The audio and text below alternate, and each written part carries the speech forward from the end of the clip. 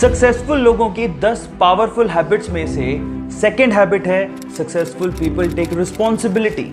Guys, successful लोग अपनी life में सक्सेस हो चाहे फेलियर हो पूरी रिस्पॉन्सिबिलिटी उठाते हैं। स्पेशली फेलियर के टाइम पे वो बहाने नहीं बनाते, दूसरों पे ब्लेम नहीं डालते।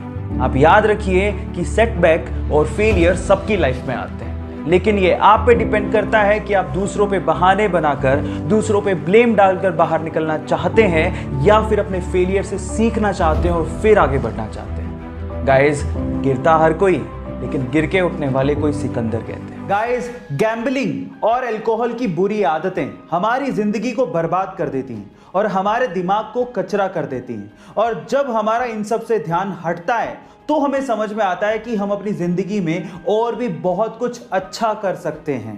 गाइस, कुछ ऐसा ही हुआ केरला के मारोतीचल गांव के लोगों के साथ भी। गाइस, मारोतीचल गांव एक्चुअली गैम्बलिंग और अल्कोहल के लिए बदनाम था। एक दिन अचानक से यहां पर अल्कोहल को बैन कर दिया गया, तो अब लोगों का ध्यान अल्कोहल से हटा और चेस पे कुछ इस तरह से लगा कि आज वो गांव पूरी ही दुनिया में चेस को खेलने के लिए मशहूर हो गया है।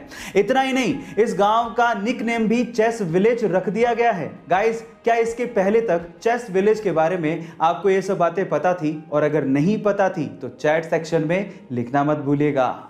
एक किसान एक व्यापारी को डेली 1 किलो मक्खन बेचता था। अब एक दिन परखने के लिए उस व्यापारी ने मक्खन को तोल के देख लिया कि वो मक्खन 1 किलो है कि नहीं है, और वो मक्खन 1 किलो नहीं निकला। इस बात पे व्यापारी किसान को अदालत ले गया। अदालत में जज ने किसान से पूछा कि तुम किस बाट का इस्तेमाल करते हो? तो किसान ने कहा कि मैं बाप, मैं तो अनपढ़ हूं, मैं कोई बाट का इस्तेमाल नहीं करता, लेकिन मेरे पास एक तराजू है तोलने के लिए। तो भी जज ने कहा कि तुम तोलते कैसे हो?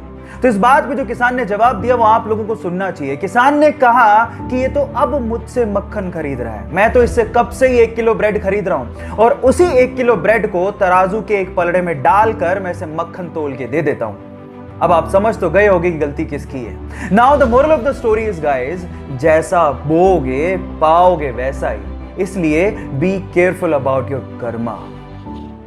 गाइस, हमारी ह्यूमन बॉडी में कुछ ऐसे ऑर्गन्स होते हैं जिनके खराब हो जाने पर हमें उन्हें रीट्रांसप्लांट करवाना पड़ता है।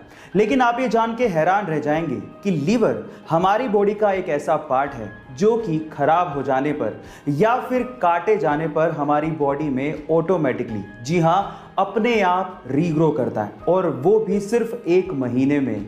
यानी कि लीवर हमारी बॉडी का मोस्ट रेजिलिएंट पार्ट है।